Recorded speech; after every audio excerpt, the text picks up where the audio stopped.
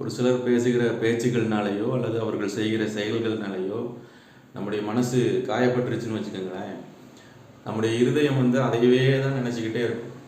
அவங்களோட நம்ம நல்லா பழகியிருப்போம், அவங்களும் நம்ம மேலே பிரியமாக இருந்திருப்பாங்க, நிறைய நேரங்களை அவங்களோட செலவழிச்சிருப்போம், அவங்க மூலமாக பல நன்மைகள் கூட நமக்கு வந்திருக்கலாம்.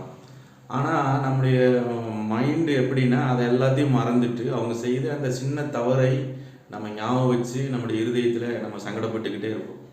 ஹியூமன் சைக்காலஜி கூட என்ன சொல்லுது அப்படின்னு சொன்னால், ஒரு மனுஷனுடைய மைண்டில் தவறான அல்லது தீமையான நிகழ்ச்சிகள் தான் அதிகமாக அது பதியும், நன்மையான விஷயங்கள் நல்ல விஷயங்கள் சீக்கிரமாய் மறந்து போகும் அப்படின்னு சொல்லுது.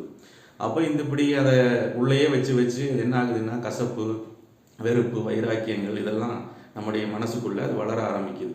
ஆனால் வேதம் என்ன சொல்லுகிறது அப்படின்னு பார்க்கும் பொழுது, ஒருவர் பேரில் ஒருவருக்கு குறைபாடு உண்டானால் கிறிஸ்து உங்களுக்கு மன்னித்தது போல நீங்களும் ஒருவருக்கொருவர் மன்னியுங்கள். அப்போ இந்த மன்னிக்கிற சுவாபம் பல பேருக்குள்ளே இல்லாதனால தான் அவங்களுடைய வாழ்க்கையில் நிறைய இடங்களில் கசப்பும் வெறுப்பும் வைராக்கியங்களும் சண்டைகளும் சச்சரவுகளும் நிறைந்ததாக இருக்குது. அப்போ இந்த மன்னிக்கிற சுவாபம் நமக்குள்ளே வரும்பொழுது இந்த கசப்பு வெறுப்பு இதெல்லாம் வைத்து கொண்டிருக்கிறது மனுஷனுடைய சுவாபம். ஆனால் மன்னித்து மறக்கிறது கடவுளுடைய சுவாபம், இயேசு கிறிஸ்துவின் சுவாபம். அப்போ அந்த சுவாபம் நமக்குள்ளே வரும் பொழுது நமக்குள்ளே இருக்கிற அந்த கசப்பு வெறுப்பு வைராக்கியங்கள் மறைஞ்சிடும்.